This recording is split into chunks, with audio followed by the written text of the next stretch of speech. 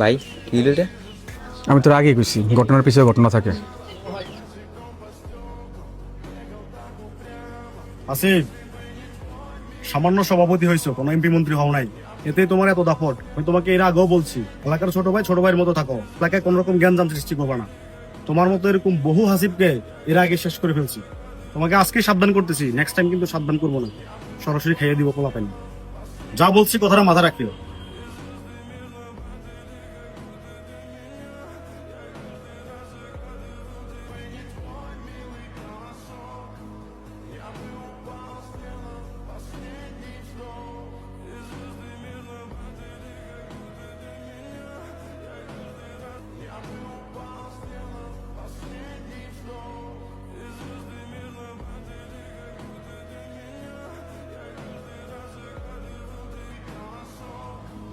আরে মানুষ রে, একটু আগে ভাই আমার লগে কথা কই গেছে।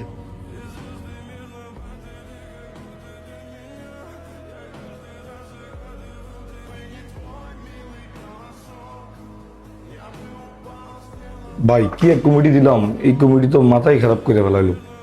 কয়েকদিন পর পরে একটা না একটা জামিলার লাগিয়ে থাকে।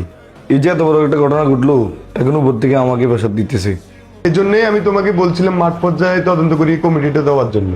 এখন চিন্তা করলে আপনার কিভাবে এখন সমাধান করা যায় সেটা দেখেন। হ্যাঁ, এখন এটা সমাধানই খুঁজতেছি। এক মিনিট ভাই।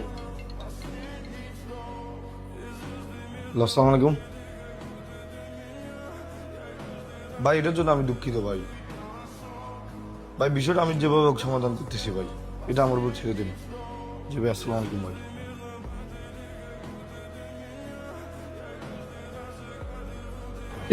আপনি রহিমের জসিম সাহেব কি বলেন আমার অফিস আসতে? ঠিক আছে, সন্তরা, আমি কয়েকদিনের জন্য মালদ্বীপ যাইতেছি। এলাকায় এমনি একটা মার্ডার হয়েছে, সব আঙ্গুল কিন্তু আমাদের উপর চড়তেছে। সবাই ভাবতেছে এই মার্ডারের পেছনে আমাদের হাত আছে। এখন এই যাই ঝামেলার মধ্যে তোরা চাইছ আবার কোনো যাই ঝামেলা করিস না, কোনো তর্ক বিতর্ক করা দরকার না কারোর সাথে, যতদিন পর্যন্ত আমি না আসি। ভাই আপনি তাহলে আসবেন কবে? পরিস্থিতি ঠান্ডা হলে আমি নিজে এমনি চলে আসবো। ভাই তাহলে সুজন বাইরে বলে যান আমাকে দিকে খেয়াল রাখতো। তাহলে ভাই আমরা এলাকা থেকে চলে যাই।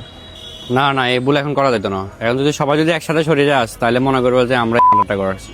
ঠিক আছে ভাই, আপনি এটা নিয়ে টেনশন নিয়েন না, আমরা আসি। ফলাফান যাতে কোনো যায় ঝামেলা না জড়ায়, কোনো তর্কে না জড়ায়, ঠিক আছে নি? ফলাফানের দিকে খেয়াল দিয়ে লাগবে। চলো কেমন?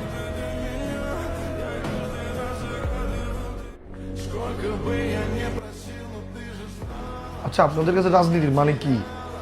এত বছর দেখছেন আমার রাজনীতি নিয়ে কোনো সমালোচনা হইতে? শুনেন, দয়া করে আমার রাজনৈতিক আদর্শ নষ্ট করবেন না। যেন কেউ বলতেন আবার রাজনীতি খারাপ জিনিস।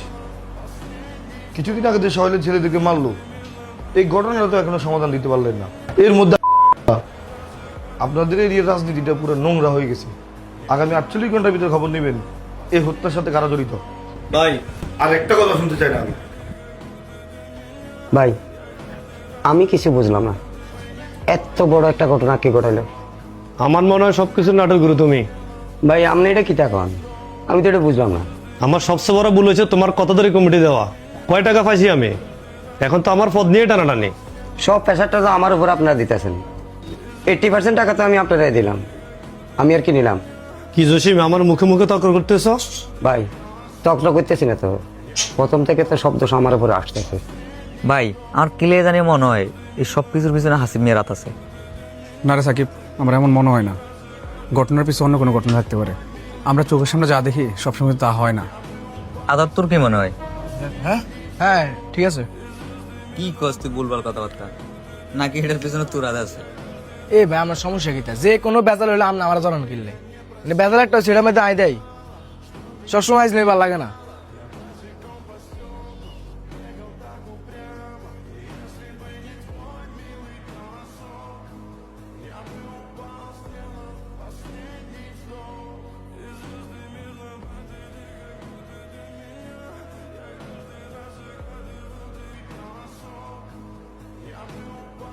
ভাই কি হলো রে? আমি তোর আগেই কইছি ঘটনার পিছনে ঘটনা থাকে।